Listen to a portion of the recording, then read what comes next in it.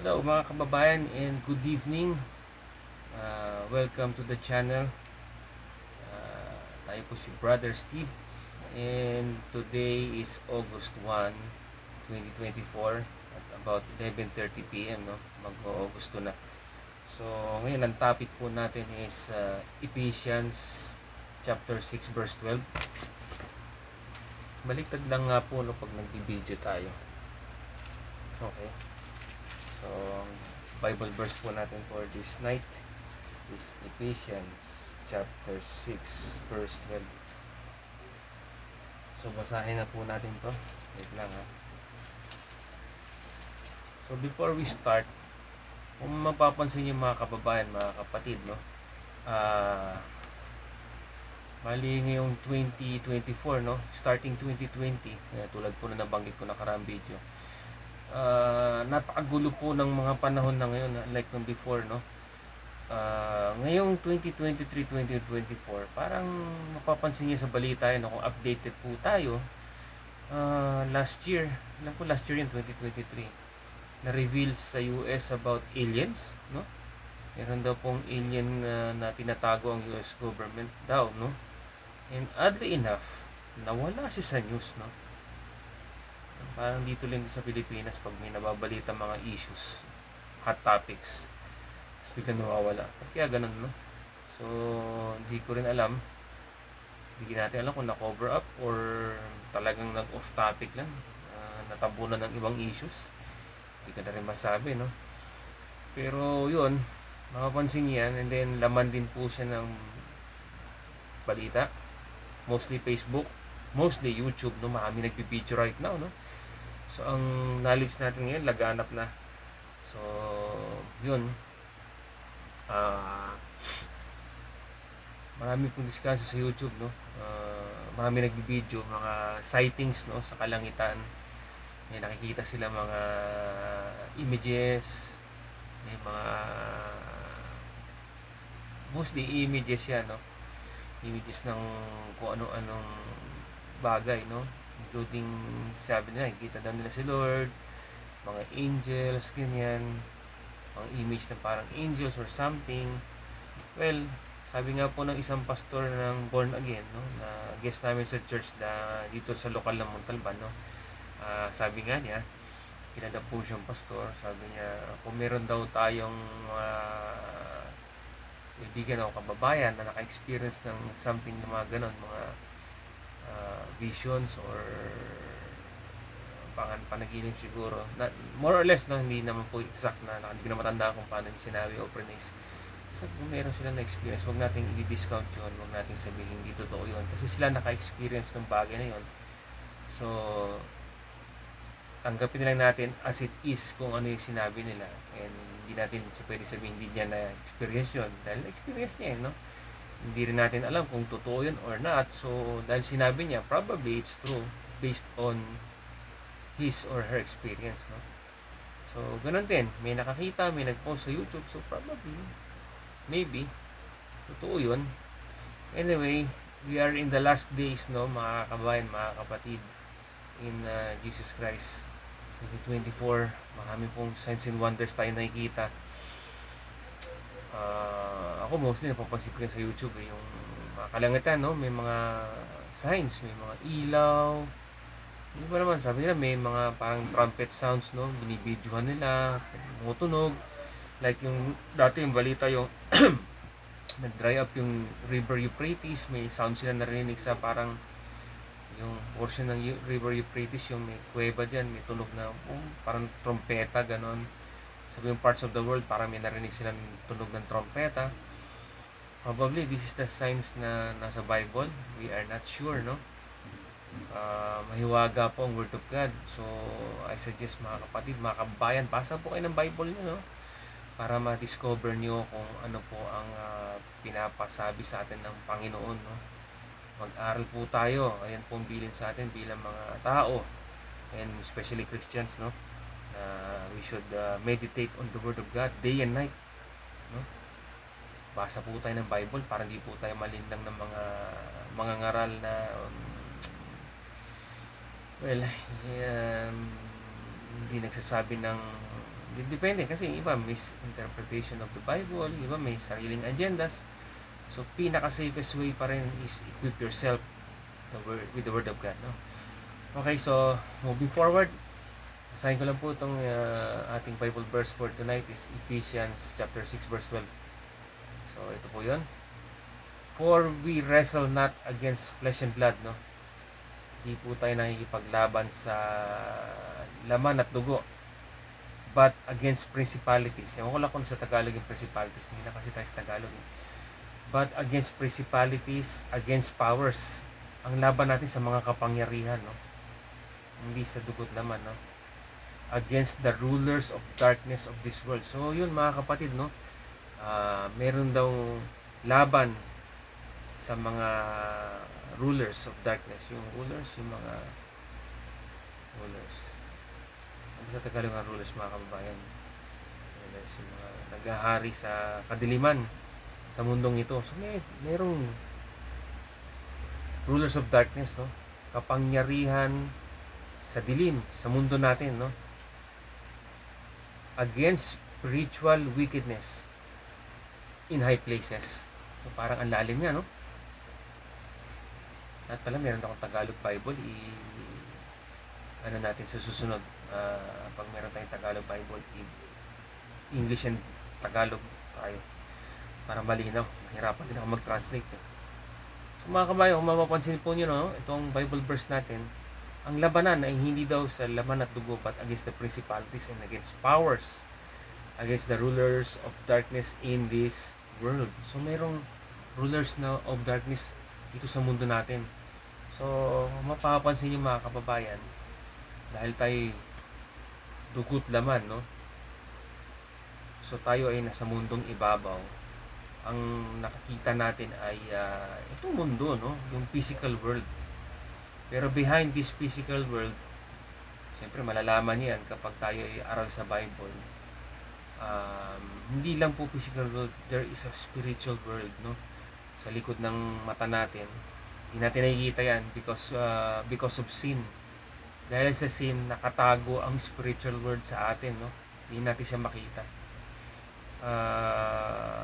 Balikan niyo po yan sa Genesis, no? Yung Adam and Eve, no? When Adam and Eve was in the Garden of Eden, kasama nila po ang Panginoon, nakikita po nila si Lord, no? Napaka-amazing niya. Kasama nila si Lord, naglalakad si Lord sa Garden of Eden, nakikita niya si Lord, narinig niya ang boses.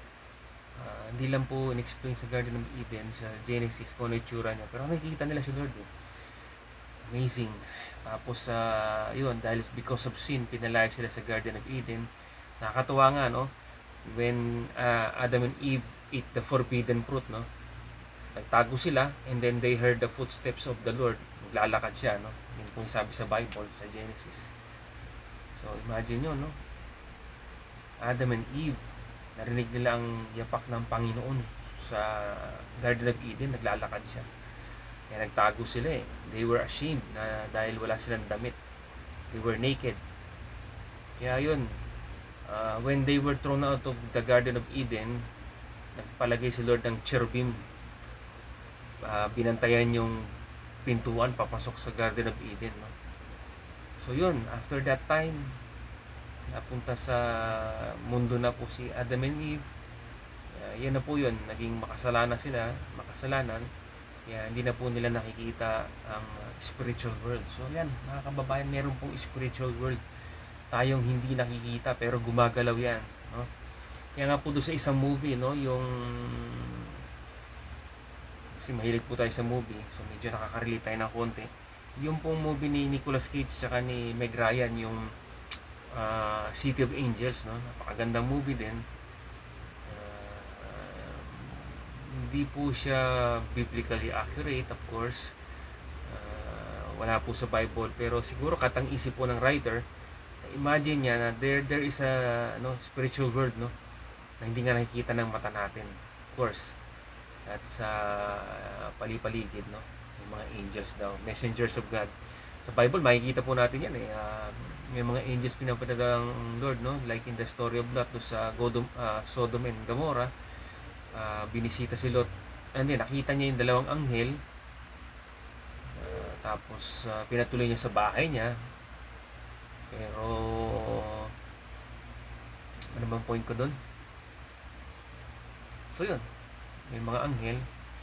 And then doon sa story naman ni, hindi ko alam kung saan part ng Old Testament to. Hindi po tayo ganun kagamay sa Old Testament kay Baal, no? Nung siya po ay nasa donkey, nakasakay siya sa donkey. Ilang beses lumiko-liko yung donkey niya. 3 beses galit na galit si Baal or Baal dun sa kanyang donkey. Tapos sa pangatlong instance, sobrang galit niya kay donkey niya, pinagalitan. Pinasilita po ng Lord yung donkey at sinagot si Baal. Tapos sabi ni Baal ay galit na galit siya doon sa donkey niya. Sabi niya, bakit ka ganyan, ganon. Ewan ko kung pinalo niya, parang pinalo yata niya yung donkey niya. Sabi nga ng donkey, bakit mo ko mineltrato? Matagal kita pinaglingkuran, no? Kaya ko lang naman ginawa tong lumihis-lihis doon sa daan dahil may anghel na nakaharang sa daan natin, kundi more or less, pasensya na po mga kapatid, no? Hindi ko ma-remember yung pinaka-detail niya. Pero yun nga, at that instance nagpakita ang anghel bigla sa harapan ni Baal at napaluhod siya. At sabi nung anghel kay Baal na sabi niya, kung yung donkey mo hindi yan umiwas, marahil na napatay ka na, no?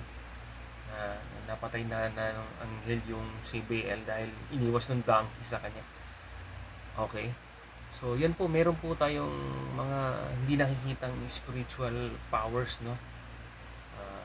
Yan po yung patungkol po dito sa Ephesians chapter 6 verse 12. So, ang labanan ay hindi against flesh and blood, hindi labanan sa mga tao, sa labas, ganyan. But against principalities. Ano kayong principalities Tagalog? Principalities against sa mga kapangyarihan, against sa mga rulers of darkness, yung naghahari sa kadiliman dito sa mundong ito. So, merong kaharian sa kadiliman sa mundong ito, no? Yan po yung kampon ng kalaban, no? Yung nanlilin lang po sa mga anak ng Diyos, sa mga Kristiyano, no? Na para mapunta sila sa kung saan at hindi po sila sumunod sa Panginoon yan. Yan. Against spiritual wickedness, spiritual na ano ba wickedness, spiritual na wickedness, kasamaan. So yun, spiritual na kasamaan sa matataas na lugar, in high places. Kailangan talaga natin ng Tagalog Bible, mga kapatid. Next time po, no, lalabas daw po tayo ng Tagalog Bible. So yun po ang importante, mga kababayan, no? Labanan po natin na hindi po sa dugot laman, but against the powers, against the rulers ng of darkness in this world, no? So merong rulers of darkness dito po sa mundo natin, no? Hindi natin nakikita, kaya yan po, pinag-iingat tayo. Ngayon, bilang isang background or konteksto sa ating binabasa, balikan lang natin yung Ephesians. Kaya po nabanggit ng Lord yan is because verse 12. Sabi kasi doon sa verse 10, sabi po ni Apostol Pablo, nung sinulat niya ito, finally be strong in the Lord with His energy and strength. Put on the whole armor of God to be able to resist the cunning of the devil. So, maisuot mo yung armor po ng armor of God, no? Yung armor sa Tagalog, ano ba to? Basta yung armor of God, suot natin para ma-resist natin ang talino ng devil o ni Satanas, no? Yan po yun, mga kababayan. Kaya pagdating po dito sa yun yung verse 12, yun na yun, yung our battle is not against human forces. Ito yung isang verse naman ng Bible na binabasa ko, iba pa yung nakasulat, pero same lang naman din siya. Our battle is not against human forces but against the rulers and authorities and their dark powers that govern this world, no? We are struggling against the spirit and supernatural forces of evil. So, meron po ditong kapangyarihan sa mundong ibabaw na hindi natin nakikita. Kaya nga po, no, kung napanood sa YouTube yan, no, nabanggit nila about aliens, nasa ibang dimension daw siya, ganyan. Ngayon, marami po nagdi-discuss sa YouTube, no? Pakinggan nyo yung mga discussion na yun para mapagtahi-tahi nyo, para mapakumpara nyo. Yung mga alien daw, no? Interdimensional travel daw sila, no? So yan, yung spiritual forces po, no? Interdimensional din yan, tingin ko yun. Nasa ibang dimension siya. Ayun nga, nasa dimension ng spiritual dimension. Kaya hindi po natin nakikita yan kasi nasa ibang mundo siya, no? Possibly ako, suspect ko nandiyan lang yan sa kabilang banda. Nandito din sa mundo natin pero yun nga, sa ibang dimension. So sa likod ng physical dimension natin, medyo komplikado, mahirap pong i-diskusyon, no? Kasi hindi po natin nakikita, hindi siya tangible tong spiritual world, no? Kaya po mga kababayan, mga kapatid, mapapansin ninyo, nahirapan po tayong panghawakan yung salita ng Diyos kasi this is a spiritual word of God, no? Ang kanyang tinitirahan ng Panginoon is in the spirit world, which is in heaven. Kaya po hindi natin siya masyadong ma-appreciate, pero kung namnamin po ninyo yung salita ng Diyos, yung word of God, pasahin ninyo, intindihin ninyo, mapapansin ninyo, talagang very spiritual po itong mundo po ng Panginoon, no? Nasa iba po siyang dimension. Kaya nga po sa Revelations, kung mababasa ninyo, darating ang time, pagbalik po ng Panginoong Jesus, daladala niya ang kanyang anghel at makikipaglaban po siya sa Armageddon. Kakalabanin niya po si Taning at mga kampo niya para labanan at eventually mananalo po ang ating Panginoon, and yan po ang prophecy po sa Apocalypse or sa Revelation. At pagkatapos po ng gerang ito sa Armageddon, pagkapanalo po ng Panginoon, lalabas na po yung bagong Jerusalem, the New Jerusalem, no? Coming out from heaven, no? At dito po titira ang mga chosen ones of God, ang mga Kristiyano po, no? At ang mga santo, yung mga nagpakasakit at namatay po para sa Panginoong Hesus. Yan po, diyan po titira ang mga Kristiyano, no? At meron pong bagong i-create ang Panginoon ng bagong langit at bagong lupa, new heaven and new earth. Grabe po, no? So yan po yung spiritual na pag inimagine mo, parang pelikula. Yan nga po yung pinagdidiskusyon na namin ng opisina, no? Sabi ko sa kanya, parang pelikula, parang ka nanood ng pelikula, napaka-amazing. Sabi nga niya sa akin kanina, parang maganda gawin daw pelikula yan. Sana nga gawin nilang pelikula para ma-imagine po natin mga tao at mga kababayan natin kung anong itsura noon, no? Yung kalangitan, yung darating na panahon. Grabe. So mga kababayan, I urge you to read your Bibles, please. Basahin po ninyo para hindi po kayo malinlang at ma-encourage din po kayo, no? Mga kababayan, before natin i-end itong video at itong ating sharing, kung gusto nyo pong maliwanagan, gusto nyo magkaroon po ng discussion, just comment down below sa ating video, and then tatry po nating discussion po at ipaliwanag ang more on about the Bible, about the Word of God. Okay? So kung gusto niyo ako i-reach, you can reach me at Facebook po sa Eves Jess, yun yung pangalan ko dun, eh. Ang profile pic nun yung motor po na ginagawa na kulay blue. At mapapansin nyo dun, meron tayong konting post doon about Word of God, tsaka sa yung i-share po tayo ng mga preaching po ng mga ibang pastor po sa YouTube or sa Facebook. Okay? So pwede po tayo mag-usap doon, pwede po tayo mag-diskusyon doon, pwede po tayong magpalakasan po doon sa pamamagitan po ng ganong medium, no?